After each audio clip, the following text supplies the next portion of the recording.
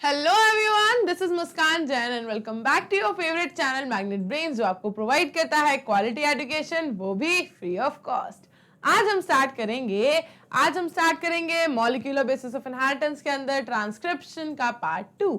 इससे पहले पार्ट 1 में मैंने आपको बताया हुआ है कि भाई ट्रांसक्रिप्शन की प्रोसेस कैसे होनी थी, राइट। उसके अंदर क्या क्या हमने मटेरियल्स भाई चाहिए थे, पूरा इंग्रेडिएंट की जो लिस्ट थी आपकी कि भाई इसके अंदर हमको चाहिए एक प्रमोटर, एक चाहिए क्या टर्मिनेटर, बीच में चाहिए स्ट्रक्चरल जीन, राइट। कैसे उसका हमने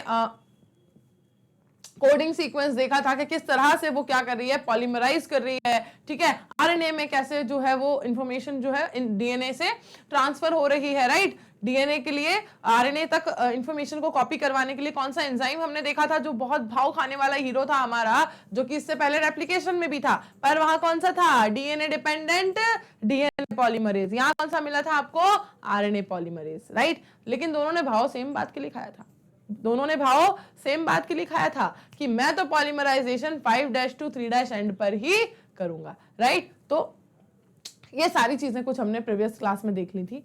आज हमें ट्रांसक्रिप्शन पार्ट 2 में देखना है कि भाई वो जो स्ट्रक्चरल जीन थी, प्रमोटर जो प्रमोट कर रहा है, ठीक है, प्रोसेस को, और टर्मिनेटर जो रोक रहा है, दोनों के बीच में जो स्ट्रक्चरल जीन है जो पूरा का पूरा काम, पूरा खेल करने वाली है, राइट। उस स्ट्रक्चरल जीन में सारी प्रोसेस आखिर हुई तो हुई कैसे, और मैंने आपसे ये भी कहा था सॉरी, ठीक है, बीच में क्या थे भाई, exons and introns, right. Exons क्या थे, जो कि एक प्रोसेस्ड, एक मैच्योर आरएनए में दिखने वाले पार्ट्स थे, और बीच बीच में उस पूरी प्रोसेस को, ठीक है, उस पूरे कोडिंग सीक्वेंस को इंटरप्ट करने के लिए बीच बीच में घुस रहे थे कौन, इंट्रॉन्स। उन इंट्रॉन्स को हमें क्या करना था, मैंने बताया था आपको, नेक्स्ट लेक्चर में हम देखेंगे कि इन सारे इंट्रॉन्स को हम काट काट के फेंक देंगे, और सारे हमारा काम का जो पार्ट है एक्सॉन्स, उसे क्या कर देंगे, कंबाइन। तो क्या बन जाएगा, एक मैच्योर और प्रोसेस्ड आरएनए। चलो मैम, क्या इतना आसान है? हाँ, इतना आसान है क्या? चीजों को ऐसे क्या सीजर लेके बैठा है कोई हमारी बॉडी के अंदर, इतनी छोटू सी सेल के अंदर, क्या ऐसे सीजर से कट कर देता है और बना देता है क्या, एक्सॉन्स को हटा के इंट्रॉन्स को लेके आ जाता है, ठीक है, इंट्रॉन्स को हटा देता है, एक्सॉन्स को जोड़ देता है। कर क्या रहे हो, मतलब क्या प्रोसेस कौन सी चल रही है भाई? सेल के अंदर ये सारी ही प्रोसेसेस बहुत अच्छे से, बहुत ही ऑर्गेनाइज्ड वे में एक पूरा मैकेनिज्म कैरी करके होती है, ठीक है। ये सारी प्रोसेसेस चलती हैं। जो आपको लग रहा है ना कि यार कोई सीजर से काट रहा है क्या, फेविकॉल से जोड़ रहा है क्या, हाँ भाई, सारी प्रोसेस होती है, बस आपकी लैंग्वेज अलग है, आप उसको सीजर, फेविकॉल, पता नहीं क्या क्या बोलते हो, यहां पर लैंग्वेज अलग है, ठीक है, बस लैंग्वेज का फर्क है। अब देखो क्या है, कहां पे कौन सी लैंग्वेज है, बताती हूं। देखो, types of RNA and the process of transcription, ठीक है, कौन कौन से आरएनए होते हैं, ठीक है ना। आरएनए बन रहा है मैम, आरएनए में इंफॉर्मेशन कॉपी हो रही है, तो क्या आरएनए सारे एक जैसे होते हैं? भाई आरएनए के भी अलग अलग टाइप है,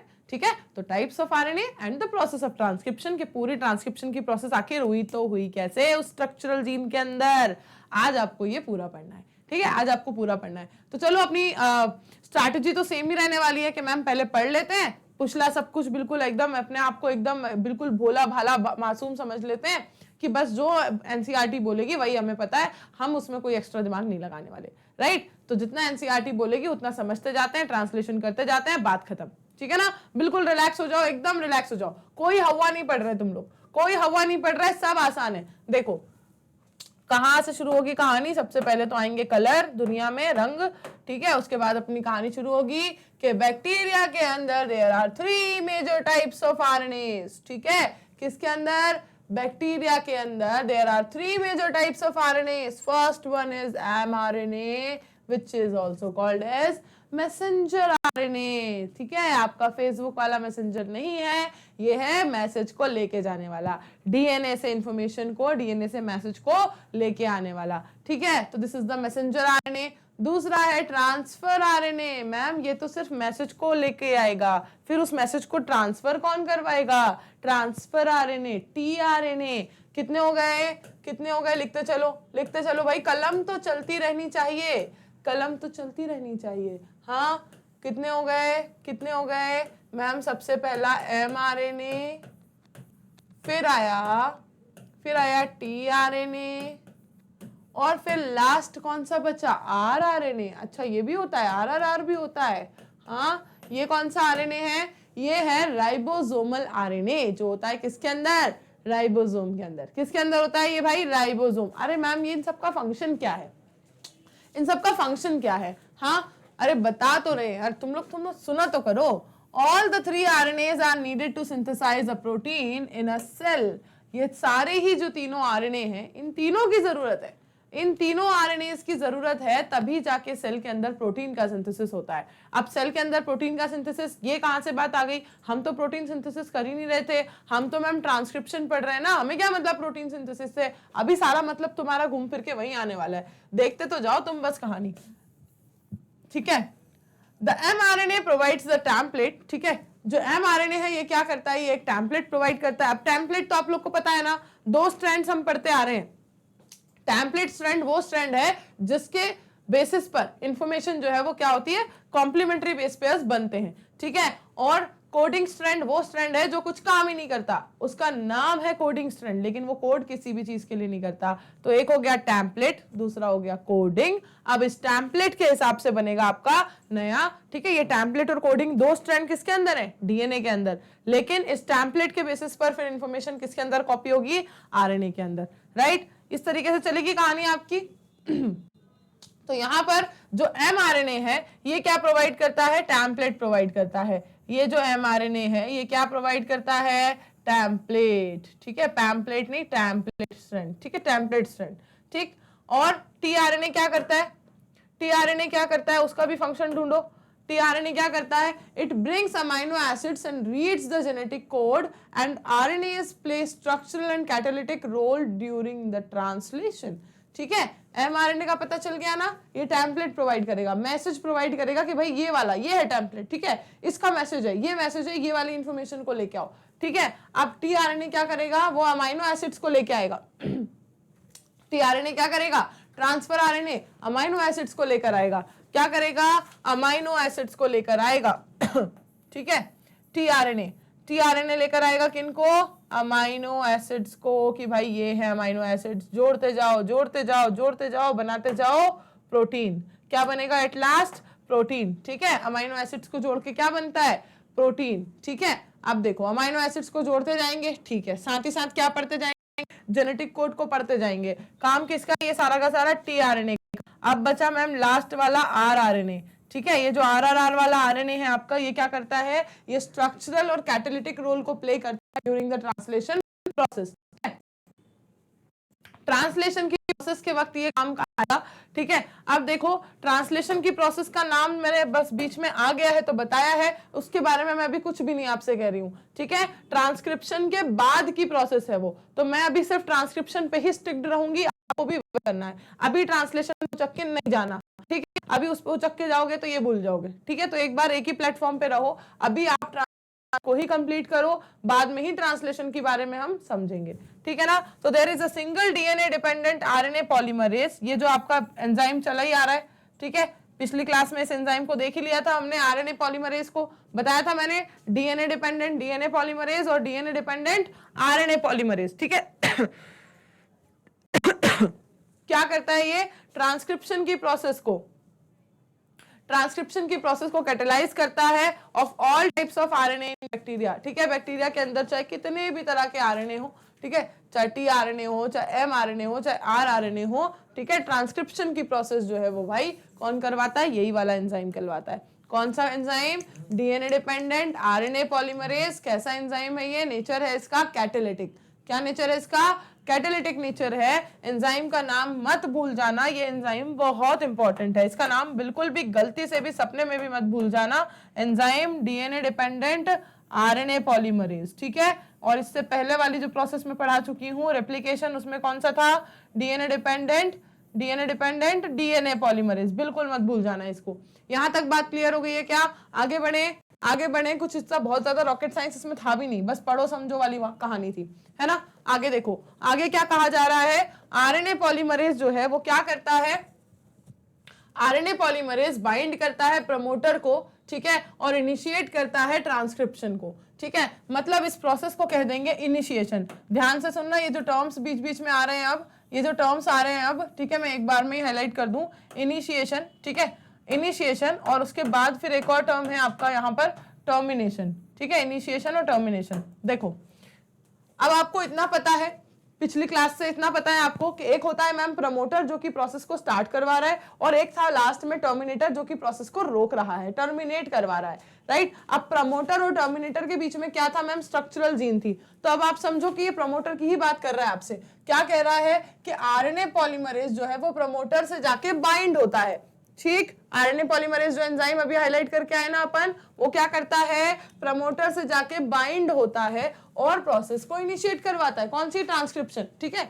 आरएनए पॉलीमरेज प्रमोटर से जाके बाइंड होता है, ट्रांसक्रिप्शन को इनिशिएट करवाता है कि भाई शुरू करो, शुरू कर दो प्रोसेस, कर दो भाई ट्रांसक्रिप्शन।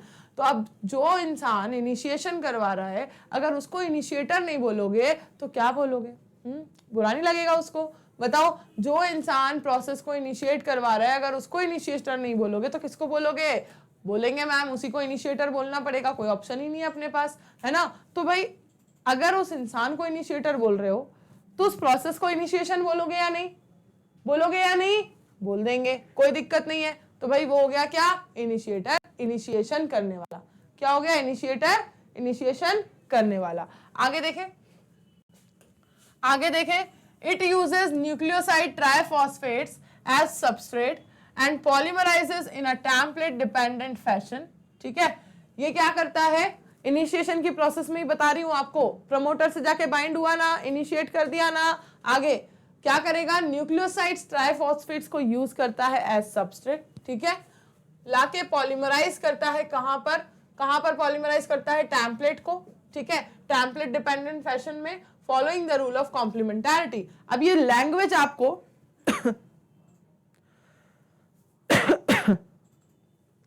काफी सारे स्टूडेंट्स को ये लैंग्वेज बहुत कॉम्प्लेक्स लग सकती है, पर इसमें कॉम्प्लेक्स कुछ नहीं है। आप ये समझो ना कि यहाँ पर बात किस चीज की हो रही, कॉम्प्लीमेंटारिटी की, तो वो तो आपको पता ही है ना, वो ATGC, बस ये कॉम्प्लीमेंटारिटी, और कुछ नहीं है। टी की जगह यू लगाना है, आरएनए बना रहे हैं इसलिए, बस इतनी कॉम्प्लीमेंटारिटी, और कुछ नया रॉकेट साइंस नहीं है उसमें, ठीक है। तो रूल ऑफ कॉम्प्लीमेंटारिटी को फॉलो करना तो समझ आ गया, हाँ ठीक है कर देंगे। और क्या करना है, टेम्पलेट डिपेंडेंट फैशन, हाँ तो टेम्पलेट के बेसिस पर ही तो करते हैं हम। जो हमारा एक टेम्पलेट स्ट्रैंड होता है और एक कोडिंग स्ट्रैंड होता है, राइट, ये दोनों होते हैं ना, तो किसके ऊपर आप डिपेंड करते हो, कोडिंग, जो अपना आरएनए बनाना है, इंफॉर्मेशन बनानी, किसके हिसाब से बनाते हो, टेम्पलेट के हिसाब से ही तो बनाते हो, आरएनए को बनाते हो ना टेम्पलेट के हिसाब से, तो वही तो करते हो आप। कहाँ गलत हो, यही तो कह रहे हैं वो कि template dependent fashion following the rule of complementarity, यही ऐसे ही तो पॉलीमराइज करते हैं अपन भी, ठीक है। तो ये इनिशिएशन की प्रोसेस में होता क्या है भाई, न्यूक्लियोसाइड ट्राइफॉस्फेट्स को लाके क्या करवा देते हैं, पॉलीमराइजेशन करवा देते हैं। कैसे करवाते हैं, टेम्पलेट डिपेंडेंट फैशन में, और किस रूल को फॉलो करते हुए, रूल ऑफ कॉम्प्लीमेंटारिटी को फॉलो करते हुए, यही तो कह रहे हैं। कहाँ रॉकेट साइंस है यार, कहाँ है रॉकेट साइंस, बताओ मुझे ढूंढ के बताओ, ठीक है। It somehow also facilitates opening of the helix and continues elongation, ठीक है। ये जो हेलिक्स है, ठीक है, ये जो दोनों स्ट्रैंड्स हैं, मैं ऐसे सीधी लाइन बना देती हूँ, तो क्या ये ऐसे ही होते हैं क्या, ये तो इस तरीके से है ना, इनके हेलिकल फॉर्म में, इस तरीके से है ना, ये तो इनके हेलिकल फॉर्म में, राइट। अब ये जो हेलिकल फॉर्म में इस तरीके से प्रेजेंट है, एक दूसरे के साथ ट्विस्ट एंड टर्न करके घूमते रहते हैं, ठीक है। तो ये जो इनिशिएशन की प्रोसेस है, ये साथ ही साथ इस हेलिक्स को ओपन करने का काम भी करती है। It somehow also facilitates opening of the helix and continues elongation, और फिर ओपन करने के बाद उसको इलोंगेट करती रहती है, ओपन करने के बाद उसको इलोंगेट करती है, ठीक है। ओपन कर दिया अगर आपने किसी हेलिक्स को, ठीक है, तो एक स्ट्रैंड ऐसा हो गया, एक स्ट्रैंड ऐसा हो गया, अब इसको इलोंगेट करना पड़ेगा ना, तब ये वाला वर्जन निकल के आएगा, ठीक है। तो इनिशिएशन अकेले से काम नहीं चलेगा यार भाई, इलोंगेट भी करना पड़ेगा, ठीक है ना। तो अब ये क्या करेगी, इलोंगेट करेगी, and only a short stretch of RNA remains bound to the enzyme, ठीक है।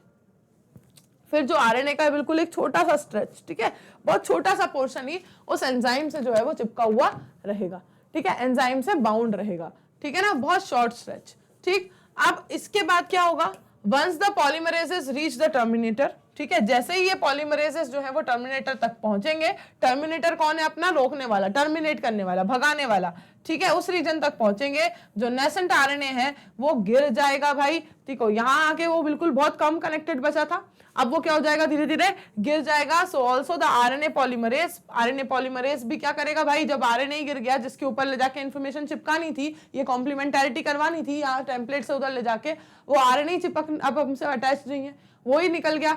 हाँ, तो अब हमारी क्या जरूरत, अब क्या जरूरत है ट्रांसक्रिप्शन की, टर्मिनेट कर दो, बंद करा दो, फैक्ट्री बंद, काम खत्म, ठीक है। बस इससे क्या हो जाता है, this results in termination of the transcription, ठीक है। समझ आया, इनिशिएशन, इलोंगेशन एंड टर्मिनेशन। अब यहां पर एट लास्ट मैं इसको हाईलाइट कर रही हूं, इनिशिएशन, इलोंगेशन एंड टर्मिनेशन को। यहां पर कहानी खत्म नहीं हुई है, अभी तो शुरू हुई है। अब देखो इसके बाद क्या होगा, इनिशिएशन, इलोंगेशन और टर्मिनेशन, यहां तक देखा। इसके बाद देखो क्या होगा, इनिशिएशन, इलोंगेशन और टर्मिनेशन को पढ़ने के बाद अब देखते हैं आगे की स्टोरी में क्या हुआ है, ठीक है। चलो फटाफट से स्टार्ट कर देते हैं, अपनी स्ट्रैटेजी पे वापस आ जाते हैं। स्ट्रैटेजी क्या चल रही थी हमारी, मैम रीड करते हैं, समझते हैं, उसको डिकोड करते हैं, उसके अपने टर्म्स में उसको अपन वापस से क्या करते हैं, ट्रांसलेट करते हैं और बस रिलैक्स करते हैं, राइट। यही चल रही थी अपनी पूरी स्ट्रैटेजी। देखो क्या कह रहा है next point, that an intriguing question is that how is the DNA polymerase is able to catalyse. भाई ये क्वेश्चन तो मेरे माइंड में भी आया था, ठीक है, ये क्वेश्चन मेरे माइंड में भी आया था कि सिर्फ ये डीएनए पॉलीमरेज अकेला कैसे ये सब कुछ कर रहा है, इनिशिएशन भी यही कर लेगा, इलोंगेशन भी यही कर लेगा, टर्मिनेशन भी यही कर देगा, सब कुछ ही अकेला कैसे कर रहा है यार। हाँ, कैसे इतना मल्टीटास्किंग कोई हो सकता है। देखो यार समझते हैं क्या हो रहा है यहाँ पे। The RNA polymerase is only capable of catalyzing the process of elongation. अच्छा, मतलब इसकी भी कोई लिमिट है, इतना भी मल्टीटास्किंग नहीं है, इतना भी मल्टीटास्किंग नहीं है। ये जो RNA पॉलीमरेज है भाई, ये सिर्फ जो है वो प्रोसेस ऑफ एलोंगेशन को कैटेलाइज कर पा रहा है। तो फिर बाकी का कौन कर रहा है, बाकी का कौन कर रहा है, पता लगाओ। देखो, it associates transiently with initiation factor, ठीक है। इनिशिएशन फैक्टर कौन सा है भाई, सिग्मा फैक्टर। अच्छा, ये तो मैम दिखाई नहीं दे रहा, पूरा गायब कर दिया आपने, रुक जाओ, पूरा गायब कर दिया, कलर दूसरा ले लेते हैं, अब दिखेगा। देखो, इनिशिएशन फैक्टर सिग्मा, ठीक है। सबसे पहले ये किसके साथ मिलता है, इनिशिएशन फैक्टर से, क्योंकि मैम इनिशिएट तो सबसे पहले करना है ना, तो उसी से मिलेगा, ये तो बिल्कुल ऑब्वियस सी बात थी, ठीक है। फिर दूसरा कौन सा, टर्मिनेशन फैक्टर रो, ठीक है, सिग्मा और रो ये यूज किए जाते हैं इनके लिए सिंबल्स, ठीक है। इनिशिएशन फैक्टर क्या है भाई, सिग्मा, और उसके बाद टर्मिनेशन फैक्टर जो कि प्रोसेस को क्या करेगा, टर्मिनेट करेगा, विच इज सिंबल क्या यूज कर रहे हैं उसके लिए अपन, रो, ठीक है। To initiate and terminate the transcription respectively. Obvious सी बात है भाई, इतना तो समझ ही गए हम।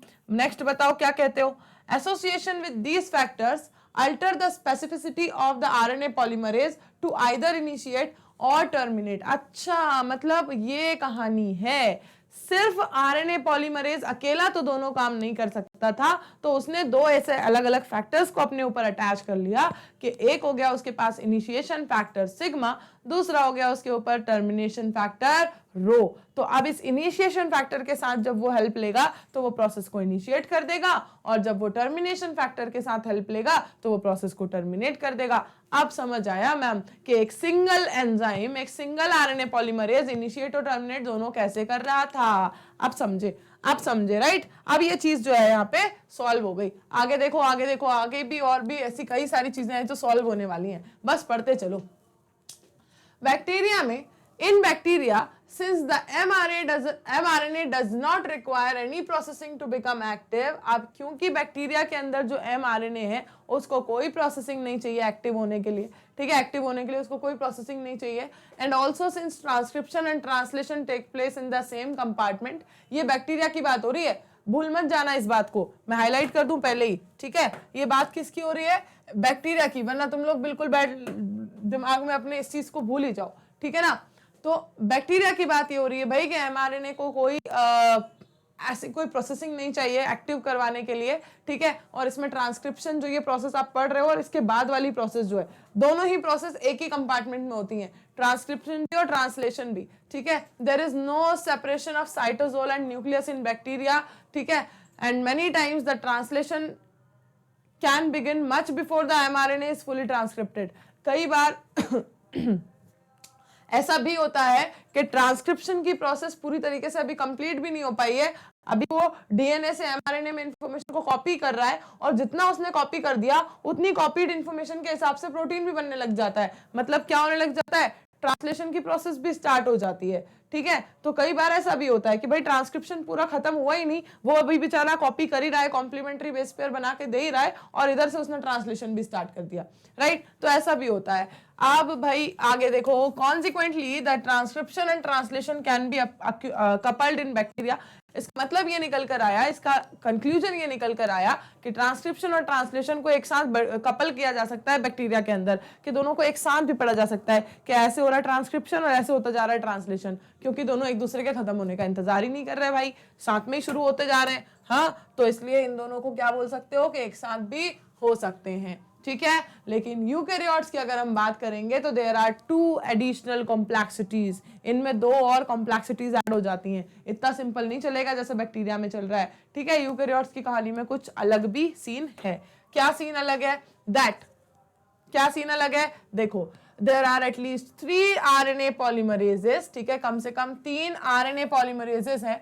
ठीक है, यहाँ पर जैसे वहां हो रहा था ना कि एक ही आरएनए पॉलीमरेज ने 2 अलग अलग फैक्टर को ले लिया, एक इनिशिएशन फैक्टर, एक टर्मिनेशन फैक्टर, बस जब इनिशिएट करना होगा इसको काम करूंगा, जब टर्मिनेट करना होगा इसको इस्तेमाल करूंगा। ऐसा नहीं चलेगा, यहाँ पे क्या चलेगा, इसके पास कम से कम कितने हैं, 3 आरएनए पॉलीमरेजेस हैं इसके पास। ठीक है, कितने हैं इसके पास, 3 आरएनए पॉलीमरेज हैं न्यूक्लियस के अंदर। अभी इनसे क्या करा मैम, प्रोसेस तो नहीं थी, समझो समझो समझो। In addition to the RNA polymerase found in the organelles जो सेल ऑर्गेनल्स सारे सारे हैं, उनमें जो आरएनए पॉलीमरेज पाए जा रहे हैं, उनके अलावा न्यूक्लियस के पास अपने खुद के 3 आरएनए पॉलीमरेज हैं। ठीक है, अब इसके बाद वो उससे करेगा क्या, 3 पॉलीमरेज है वो तो ठीक है, उनसे करेगा क्या, जो 2 एडिशनल कॉम्प्लेक्सिटी है ना, उनमें से हम पहली पढ़ रहे हैं बनानी। ठीक है, तो there is a clear cut division of labour. ठीक है ना, मतलब तरीके पर काम जो है वो बांटा गया है भाई कि तुम्हें ये काम करना है, तुम्हें ये काम करना है, तुम्हें ये काम करना है।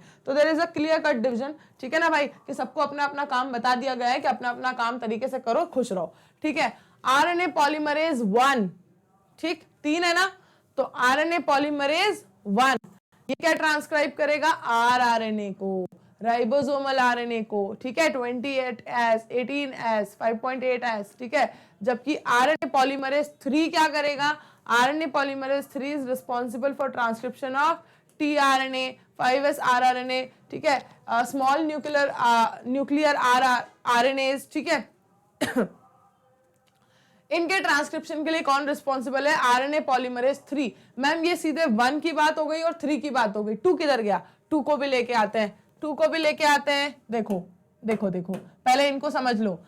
आरएनए पॉलीमरेज 1, ठीक है, इसने क्या किया, आरआरएनए को ट्रांसक्रिप्ट किया।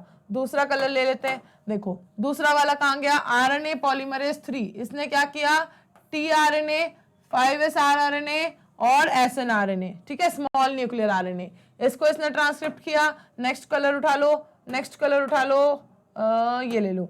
ठीक है, अब देखो आरएनए पॉलीमरेज 3 ने क्या किया, ये तो मैम लगभग मैच ही कर रहा है, दूसरा ले लेते हैं, दूसरा ले लेते हैं। आरएनए पॉलीमरेज 3 ने क्या किया, आरएनए पॉलीमरेज 2 ने क्या किया, 1 और 3 की बात तो हो चुकी, इसने ट्रांसक्राइब किया किस चीज को, precursor of mRNA which is the heterogeneous nuclear RNA hnRNA.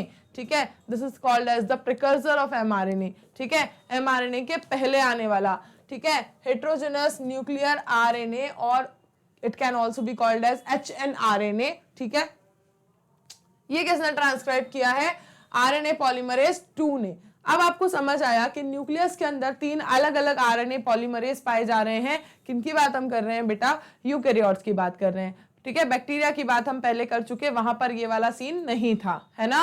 अब यहाँ पर 3 अलग पॉलीमरेज पाए जा रहे हैं, तीनों अलग पॉलीमरेज को अलग अलग काम बांट दिया गया है कि भाई तुम्हें ये काम करना है, तुम्हें ये वाला आरएनए बनाना है, तुम्हें ये वाला आरएनए बनाना है, और तुम्हें ये वाला आरएनए बनाना है। ठीक है ना, किसने कौन सा बनाया वो हम यहाँ पर हाईलाइट कर चुके हैं, एंड आई होप आपने भी कर लिया होगा। ठीक है ना, इतने स्लो तो आप लोग नहीं हो। चलो आगे देखते हैं। मैम ये तो डायग्राम आ गया, नहीं डायग्राम पे अभी नहीं आते, अभी पहले अपन सेकंड कॉम्प्लेक्सिटी पढ़ते हैं यूकैरियोट्स में, और क्या दिक्कत है भाई, और क्या ज्यादा कॉम्प्लेक्स लेवल ऑफ ऑर्गेनाइजेशन इनके अंदर, कॉम्प्लेक्सिटी इनके अंदर और कौन सी पाई जा रही है।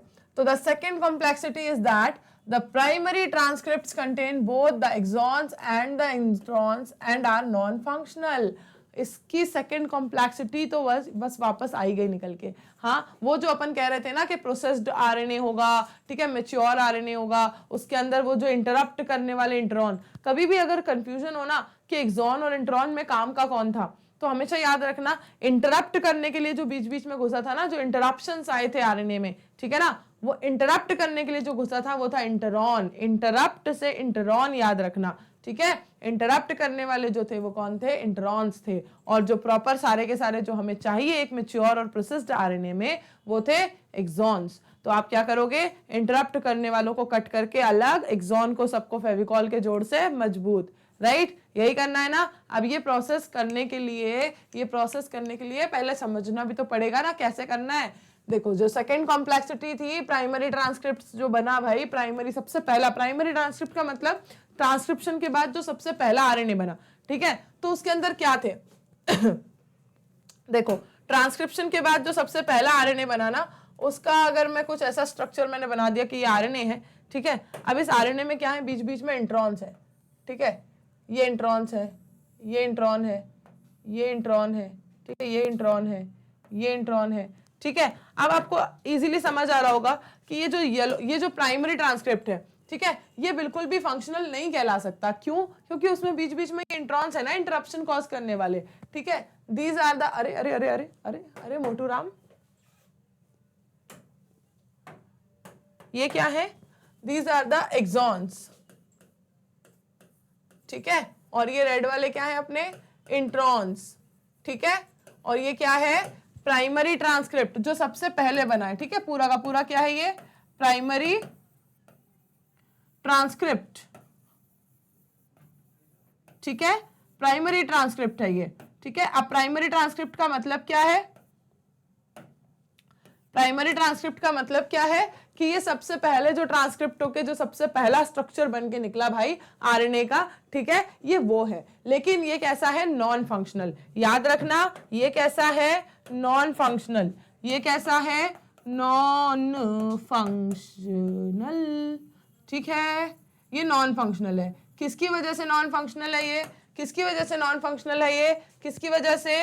इन्हीं इंट्रॉन्स की वजह से, इन्हीं इंट्रॉन्स की वजह से। अगर ये नहीं बीच में आए होते ना टांगड़ा ने अपनी इंटरप्शन कॉज करने, तो ये एक्सॉन्स बेचारे अच्छे खासे अपने काम चलाते और ये जो प्राइमरी ट्रांसक्रिप्ट बना ये कैसा बनता? फंक्शनल बनता, ठीक है। तो इनकी वजह से ये हो गया कैसा? Non functional. आ जाओ थ्योरी रीड कर लेते हैं, फिर आगे बढ़ेंगे डायग्राम की तरफ, ठीक है। सेकेंड कॉम्प्लेक्सिटी समझ आ गई भाई कि प्राइमरी ट्रांसक्रिप्ट में एक्सॉन इंट्रॉन दोनों है, इसलिए ये नॉन फंक्शनल है। Hence it is subjected to a process called as splicing. हाँ, ऐसा कितना स्पाइसी स्पाइसी सा फील हो रहा है। देखो, इसको अब क्योंकि भाई इसके बीच में इंट्रॉन्स हैं, तो इसको एक नई प्रोसेस से गुजरना पड़ेगा जिसे कहेंगे स्प्लाइसिंग। इस स्प्लाइसिंग में क्या करेंगे? ये जो इंट्रॉन्स है ना, इन सबको गोल गोल घुमा घुमा के जब तक इनको चक्री ना आ जाए, इनको यहाँ से उठा के फेंक देंगे काट के अलग, ठीक है। तो इस प्रोसेस को कहेंगे क्या? स्प्लाइसिंग, जिसमें क्या कर रहे हैं? इंट्रॉन्स को रिमूव किया जा रहा है और एक्सॉन्स को एक डिफाइंड ऑर्डर में जोड़ा जा रहा है, ठीक है। इंट्रॉन्स को रिमूव, एक्सॉन्स को ज्वाइन, ये करना है, ठीक है भाई। कर देते हैं, ठीक है। इंट्रॉन्स को क्या कर देते हैं? रिमूव, एक्सॉन्स को क्या कर देते हैं? ज्वाइन। बन जाएगा क्या? फंक्शनल आरएनए, है ना। तो एचएन आरएनए जो हेटेरोन्यूक्लियर आरएनए था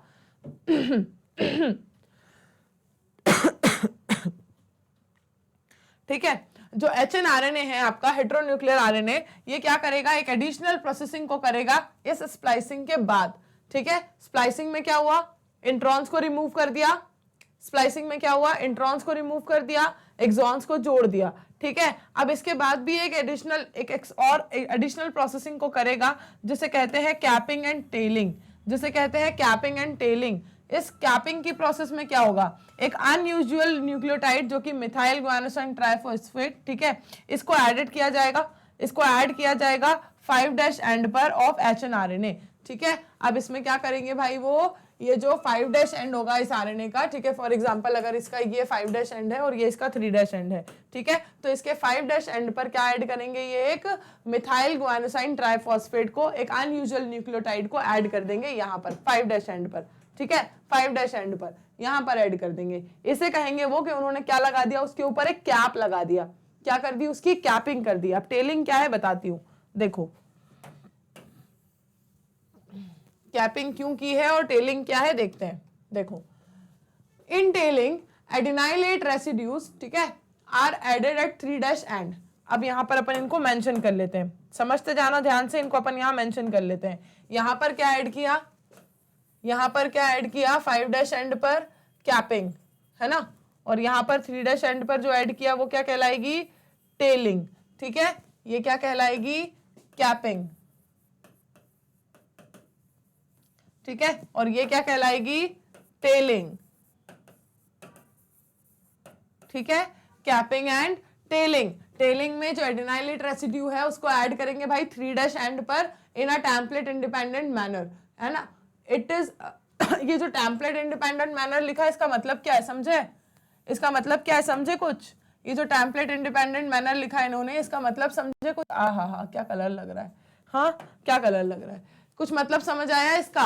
इससे पहले जितना भी ट्रांसक्रिप्शन चल रहा था, जिस भी किसी न्यूक्लियोटाइड को ऐड कर रहे थे, जिस भी किसी कॉम्प्लीमेंट्री बेस पेयर को ऐड कर रहे थे, वो सब कुछ टेम्पलेट डिपेंडेंट था। टेम्पलेट डिपेंडेंट का मतलब क्या होता है बताया ना मैंने, टेम्पलेट जिसके बेसिस पर, जिसको देखकर आप कॉम्प्लीमेंट्री बेस पेयरिंग करके आरएनए को बना रहे हो, इंफॉर्मेशन को कॉपी कर रहे हो, उस टेम्पलेट के ऊपर डिपेंड होता है सब कुछ। अगर उसमें एडेनाइन लगा है तो आपको क्या लगाना पड़ेगा, यूरेसिल ही लगाना पड़ेगा। अगर वहां पर ग्वानिन लगा है तो आपको साइटोसिन ही लगाना पड़ेगा। अपनी मर्जी से कुछ भी नहीं चिपका सकते आप, डिपेंडेंट होना उसके ऊपर। लेकिन ये कैसा चल रहा है, ये प्रोसेस कैसे चल रही है, कैपिंग एंड टेलिंग की इन टेम्पलेट इंडिपेंडेंट मैनर में। टेम्पलेट से डिपेंडेंट नहीं है ये, टेम्पलेट पे होगा तो लगाएंगे ऐसा नहीं है, ये इंडिपेंडेंटली चल रही है, ठीक है। उनको ये वाला कैप लगाना था तो उन्होंने लगा दिया, उन्हें ये वाला टेल लगाना था तो उन्होंने लगा दिया, इन अ टेम्पलेट इंडिपेंडेंट मैनर। समझे इस टर्म को, आगे बढ़ते हैं। अब क्यों लगाया, उसका क्या सिग्निफिकेंस है, पढ़ते हैं। देखो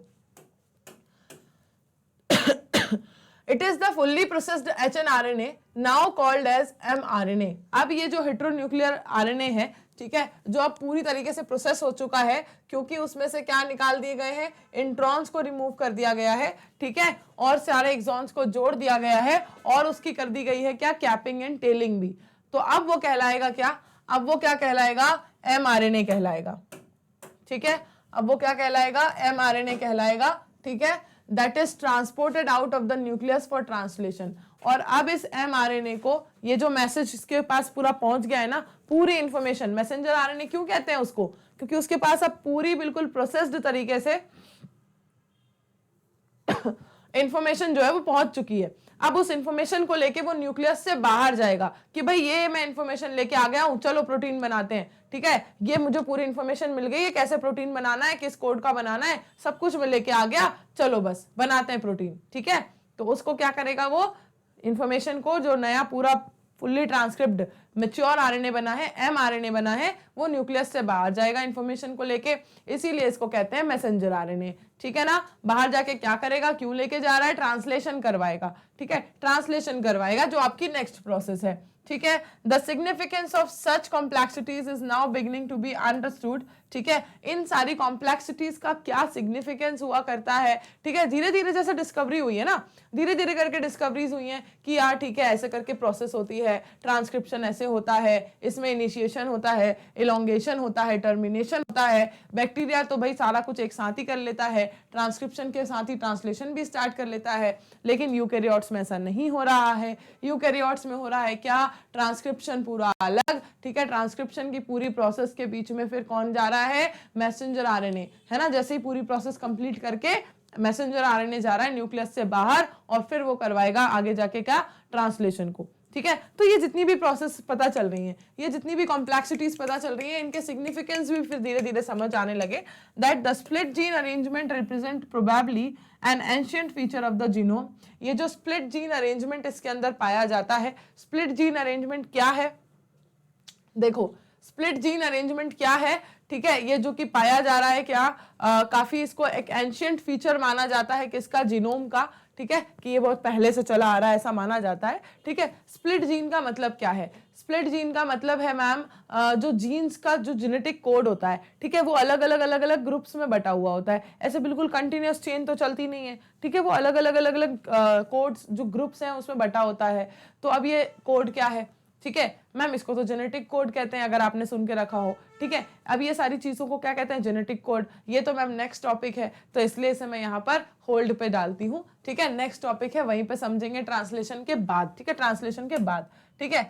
अब देखो मैं आपको ये वाला डायग्राम यहाँ से हटा के एक दूसरा डायग्राम दिखाती हूँ, जिसमें हम देखेंगे कि कैसे हुई splicing and then capping and then tailing, ठीक है।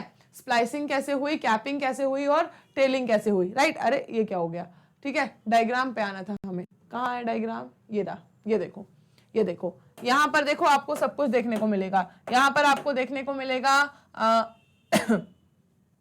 ठीक है, यहाँ पर आपको क्या देखने को मिल रहा है, यहाँ पर आपको देखने को मिल रहा है सबसे पहले तो डीएनए, है ना। अब डीएनए के अंदर जहां पर ट्रांसक्रिप्शन होना है, क्या कहा था मैंने कि दो स्ट्रैंड्स को बस उतनी जगह से खोल लेते हैं, है ना, फिर उनको क्या कर देते हैं, उतनी जगह से इलोंगेट कर देते हैं कि भाई सीधे हो जाओ थोड़ा, ठीक है ना। अब ये इतना दोनों स्ट्रैंड्स को खोल लिया है, ठीक है। ये जो इनके कॉम्प्लीमेंट्री बेस पेयर्स की बात यहाँ पे चल रही है, ये क्या करेंगे, यहाँ पर लाके आरएनए को इन्होंने अटैच कर लिया, ठीक है। आरएनए को यहाँ पे अटैच कर लिया तो देखो ये कॉम्प्लीमेंट्री बेस पेयर्स उससे अटैच होने लगे, है ना। अब इसके बीच में ये जो आरएनए बनते जा रहा है ना, ये जो कॉम्प्लीमेंट्री बेस पेयर्स अटैच होते जा रहे हैं, ये जो आरएनए बन के निकल रहा है, देखो ऐसे ही बनाया था अपन ने भी, देखो ऐसे ही बनाया ना अपन ने भी, है ना। इस आरएनए में क्या हो रहे हैं, एक्सॉन्स भी है, इंट्रॉन्स भी है, ठीक है, एक्सॉन्स भी है। ये देखो, ये जो इन्होंने ऑरेंज कलर से इन्होंने दिखाए हैं इंट्रॉन्स, और येलो कलर से इन्होंने दिखाए हैं क्या, एक्सॉन्स, ठीक है, ये देखो, ठीक है। अब एक्सॉन इंट्रॉन दोनों है इसके पास, यहां पर इन्होंने लगा दिया क्या, ग्वानिन, ठीक है, ग्वानोसिन। ये क्या है इनका कैप, ठीक है। जैसे ही ये बन के कंप्लीट होगा क्या लगा देंगे इसमें, एक टेल, ठीक है। तो इनकी कैपिंग और टेलिंग दोनों हो गई। साथ ही साथ इनको क्या करना है, सारे इंट्रॉन्स को रिमूव करना है, तो वो भी करते जाएंगे भाई, आरएनए स्प्लाइसिंग जो कहलाती है, जिसमें वो क्या करते हैं, इंट्रॉन्स को रिमूव कर देते हैं, एक्सॉन्स को जोड़ देते हैं। ये देखो इंट्रॉन्स को रिमूव किया जा रहा है, ठीक है, और ये देखो एक्सॉन पूरे जुड़ गए, और लास्ट में क्या है इनके, कैप और टेल दोनों, ठीक है, कैपिंग और टेलिंग दोनों इन अ टेम्पलेट इंडिपेंडेंट मैनर। ये इनकी पूरी की पूरी प्रक्रिया है भाई, जिसके अंदर कैपिंग, टेलिंग, ठीक है, exons, introns, RNA splicing, mRNA, ठीक है, ये सब कुछ आपको दिखाई दे रहा है, ठीक। फाइनली जो बना है वो क्या है, मैसेंजर आरएनए, ठीक है, फाइनली जो बना है वो क्या है, एमआरएनए, ठीक। दोनों ही डायग्राम्स को अब मैं रिमूव कर रही हूँ, थोड़ा सा थ्योरी बाकी है वो देख लेते हैं और आपकी ये प्रोसेस कंप्लीट हो जाएगी, ठीक है। थोड़ा सा थ्योरी बाकी है, देख लेते हैं, आ जाओ। The presence of introns is reminiscent of antiquity and the process of splicing represents the dominance of RNA world, ठीक है।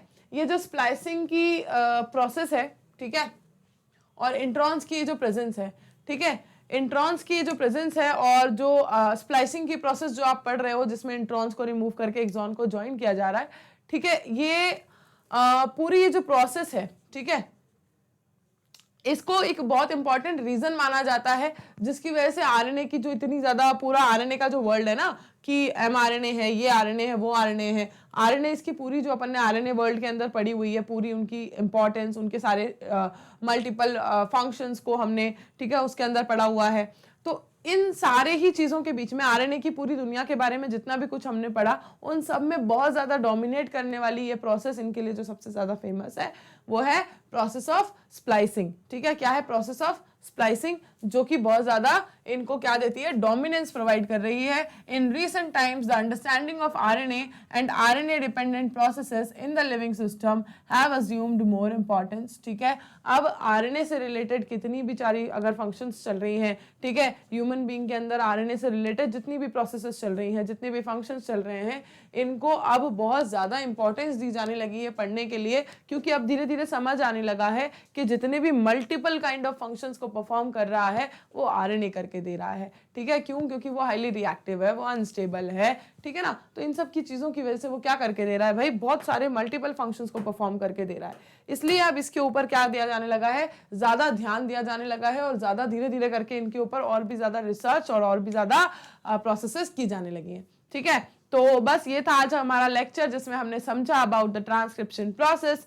ठीक है, नेक्स्ट लेक्चर में पढ़ेंगे एक और नया टॉपिक। चलो मिलते हैं, तब तक till then bye bye, take care everyone.